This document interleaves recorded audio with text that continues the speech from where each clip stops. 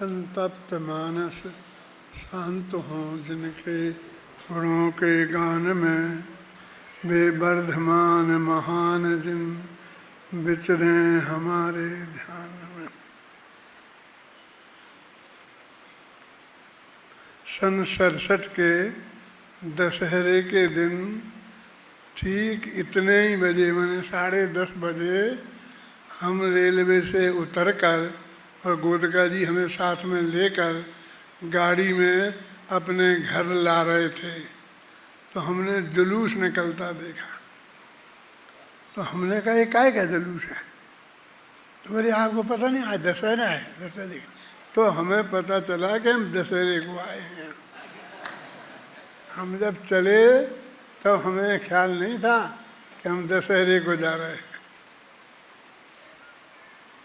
गोदका जी के बहनोई थे डंडिया जी, 102 वर्ष की उम्र में जिनका स्वर्गवास हुआ है अभी। अजमेर में उनने सबसे पहले हमारा स्वागत किया था, उसी गाड़ी में जिस गाड़ी में हम जयपुर आ रहे थे। गोदका जी ने उनसे कह दिया होगा, तो वे वहाँ नाश्ता वास्ता लेके स्टेशन पर, हाँ उस वक्त बोर्ड के सेक्रेटरी थे, इसलिए अजमेर में थे। आए और यहाँ तो हॉल तो बन गया था, और गोदका जी की बुद्धि से और गोदका जी के पैसे से, किसी से उनने एक पैसा नहीं लिया था और किसी से पूछा नहीं, कोई इंजीनियर नहीं। इसके नीचे की नींव 7 फुट चौड़ी है। आज कोई 7 फुट चौड़ी नींव डालता है? हमने देखी है वो वहाँ नीचे तक जाकर, 2 मंजिल नीचे, इसके 2 मंजिल नीचे 7 फुट मोटी नींव डाल के उस पे बनाते बनाते और ये ऊपर लाए हैं। हम आए जब ये बन ही रहा था, ये किवाड़ नहीं बने थे, किवाड़ बन रहे थे। एक एक किवाड़ में 70 टुकड़े लगे हैं। वो रामनारायण कारीगर बनाता था, बहुत होशियार था। गोदका जी के सब नक्की थे, राम नारायण ये राधे श्याम ये मकान सब नक्की थे, और इनके उन्हीं के माध्यम से, उनके वही इंजीनियर थे सब।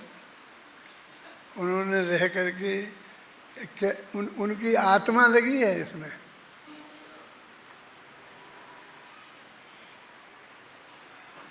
मैं तो ऐसा कहता था प्रवचन में कि यदि मेरे पिताजी मेरे जन्म के समय जाकर के मेरे बारे में किसी अभिज्ञानी मुनिराज से पूछते कि ये कहाँ रहेगा, तो वो बताते कि यहाँ रहेगा, तो पिताजी कहते क्या मेरा बेटा शेर होगा, डाकू होगा, यहाँ कैसे रहेगा?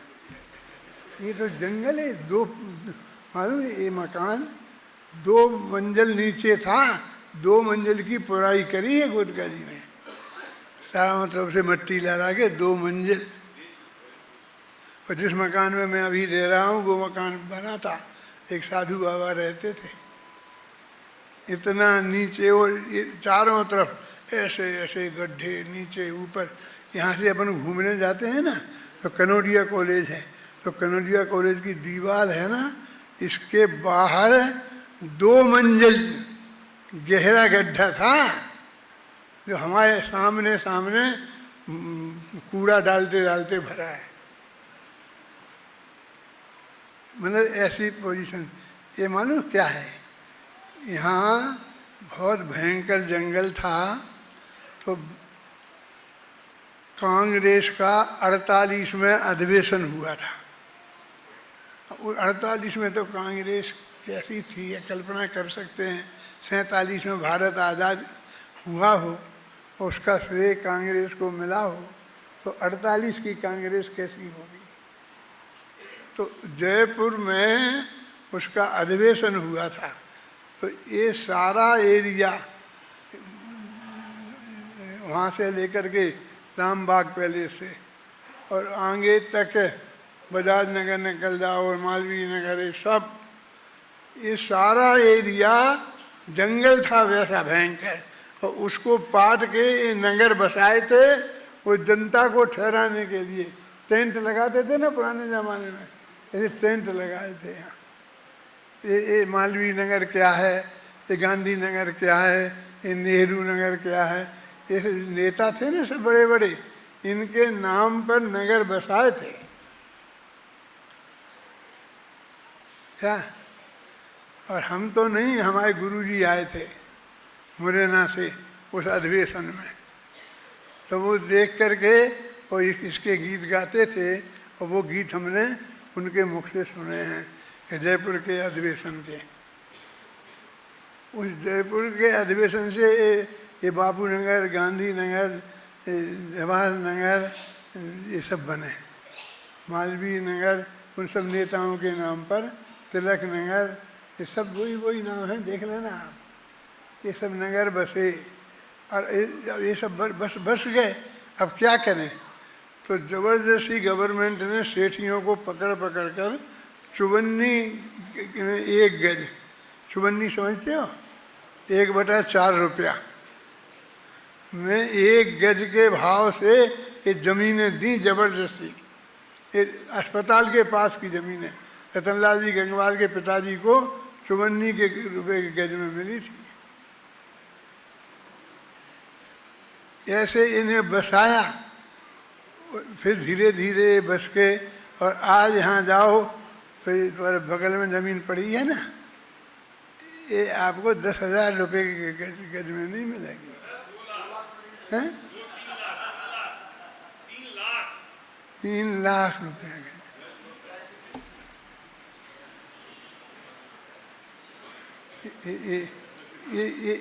ये बापू नगर की कहानी है।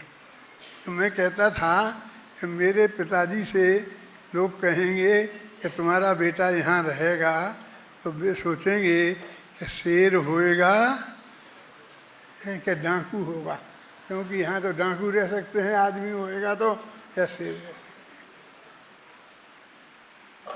हैं। ऐसी पोजीशन थी चारों तरफ, समझ गए ना।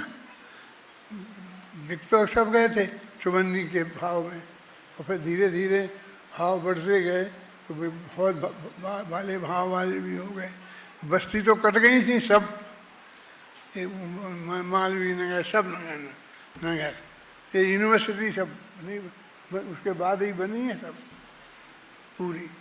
तो ये यहाँ आकर शुरू से निश्चिंत होकर काम करने का अवसर मिला। गोदका जी जैसे उदार मनुष्य, किसी से 1 पैसा नहीं लेना, मांगना तो है ही नहीं, देवे तो नहीं लेना, कोई हो तो मेरे से बोलना। हमने एक मीटिंग करी पाटनी जी में, सब मिल करके जो कार्यकर्ता थे, तो कि हमको यहाँ 7 कमरे थे भोजनालय के नीचे, तो इसके ऊपर 7 कमरे बनाना है। तो बनाया तो हम क्या करें कि कितने में बनेगा, तो 20-22 हज़ार रुपये लगेंगे। तो 22,000 रुपये जो देवे उसके नाम से 1-1 कमरा बनाना। हमने 22 आदमी के नाम लिखा लिए और कमरे बना दिए। गोदका जी बैठे रहे चुपचाप, और मीटिंग ख़त्म हुई तो राधे श्याम को बुलाया कि राधे श्याम यहाँ 7 कमरे बनना है।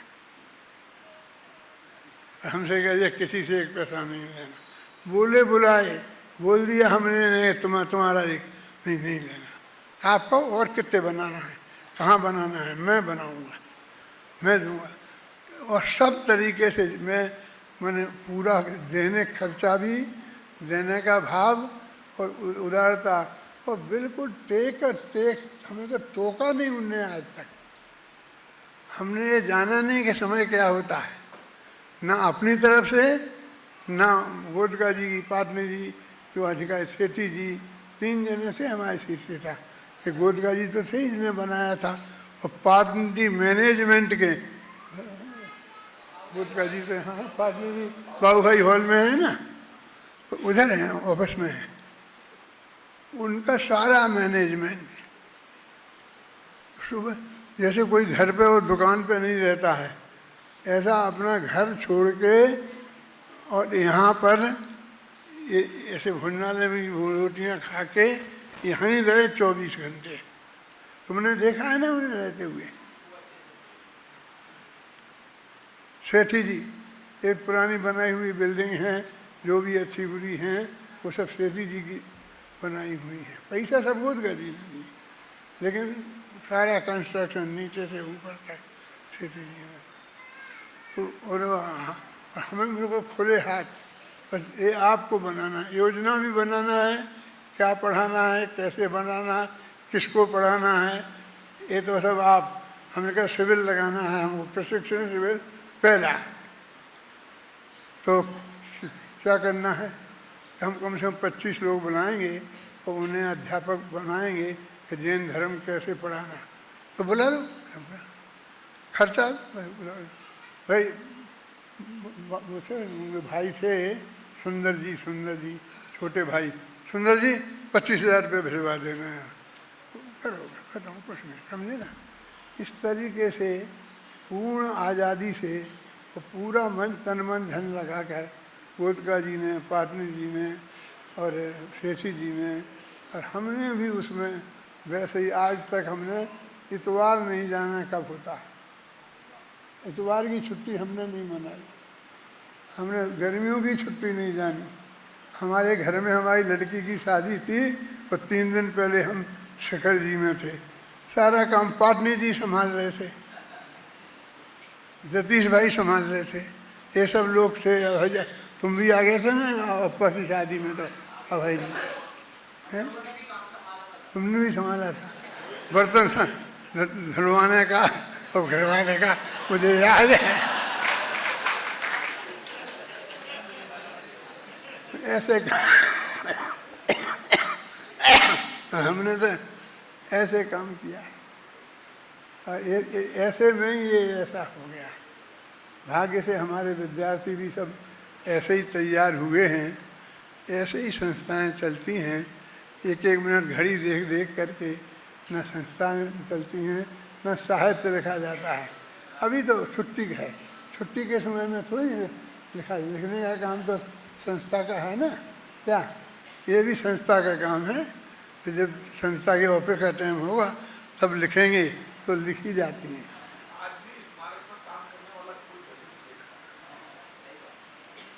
आज भी मैं 24 घंटा काम करता हूँ, 12 बजे के पहले कभी सोता नहीं, 5 बजे उठ जाता हूँ। और ये सब क्यों, कौन सी क्लास चल रही है हॉल में, कहाँ चल रही है, वो कौन पढ़ा रहा है, क्या पढ़ा रहा है। आज वो था ना, क्या नाम अपने पिड़ावा वाले, क्या नाम है, कमल जी, क्लास ले रहे हैं, तो क्या पढ़ा रहे हैं आज बता सकता हूँ। उन्हें सुबह क्या पढ़ाया है मैं सब आज भी देखता हूँ, समझिए ना। अब मेरी निगाह में है, मैं जिस ऑफिस की टेबल पर पहुँच जाता था तो मैं वहाँ खड़े खड़े देखूँगा तो 4 गलतियाँ बताऊँगा वहीं। और कौन सी किताब अभी स्टॉक में कितनी होगी मैं वहीं खड़े खड़े बता सकता था। धर्म के 10 लक्षण 2500 होगी, जाके देख लो, क्योंकि साल में 5000 बिकती है। फिर बाद में धीरे धीरे 2 साल में 5000 उठने लगी। आप देख लेना, हर 2 साल में 5000 छपती थी, उठ जाती थी और रजिस्टर में अंक होते थे। अभी कितनी होगी मैं अपनी टेबल पर बैठे बैठे बता सकता हूँ। हमारा पीयूष बहुत अच्छा मैनेजर है, बहुत मेहनत करता है, लेकिन मेरे जैसा नहीं।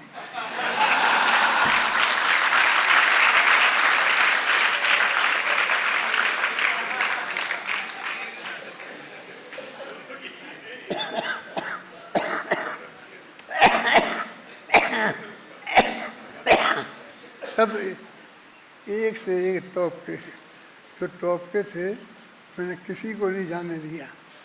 अभय जी वो मैंने चले गए, बहुत मनाया था। 3 पेज का पत्र उन्हें और 3 पेज का पत्र उनकी माँ को लिखा था अभी भी उनके पास पड़े होंगे, है ना। ऐसा मैंने किसी को निकाला नहीं है, आज तक किसी को नहीं निकाला। कोई भी अध्यापक कर्मचारी ये कहे कि मेरे को निकाला गया, रखा ही है। इसी तरह काम बढ़ाना, कुछ लगाना, करना कैसे भी करना हो करो। सारे विद्यार्थी यहाँ कर रहे हैं, देश में कर रहे हैं, विद्यालय खोले हैं, A1 से A1 चला रहे हैं, बहुत बढ़िया काम चल रहा है।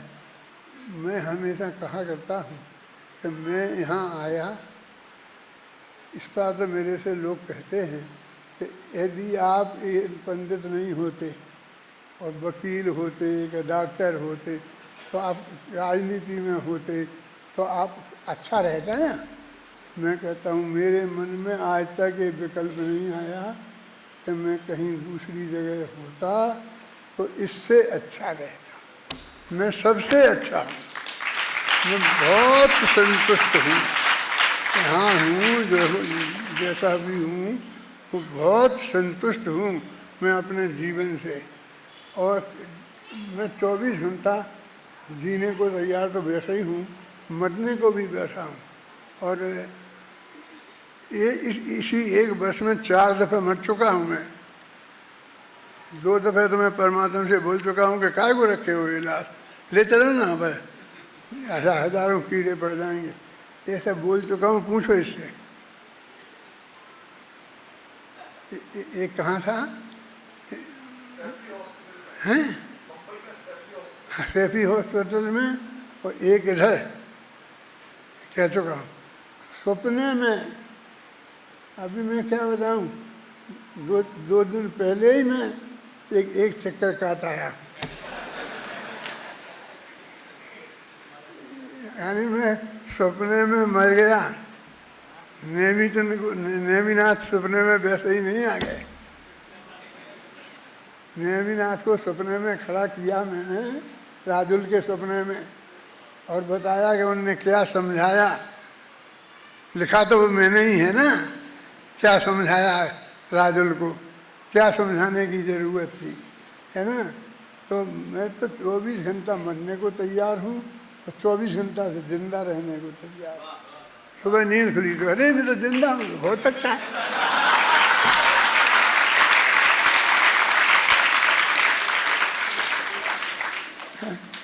आप लोग समझ रहे, शास्त्र रखा सामने, मैं बिल्कुल बहुत सच्ची और सहज बात कह रहा हूँ।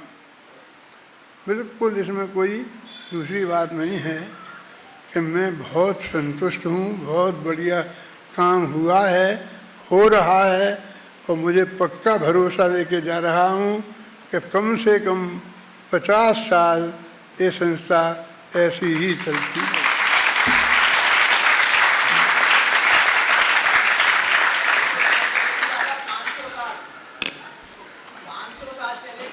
बहुत अच्छा। राकेश कह रहा है 500 साल चलेगी, तो बहुत बहुत खुशी है मुझे। मेरी हिम्मत नहीं पड़ती है कि 500 साल कहूँ, अब 500 साल कहूँगा, मुझे क्या है। बहुत बहुत धन्यवाद आदरणीय दादा को। और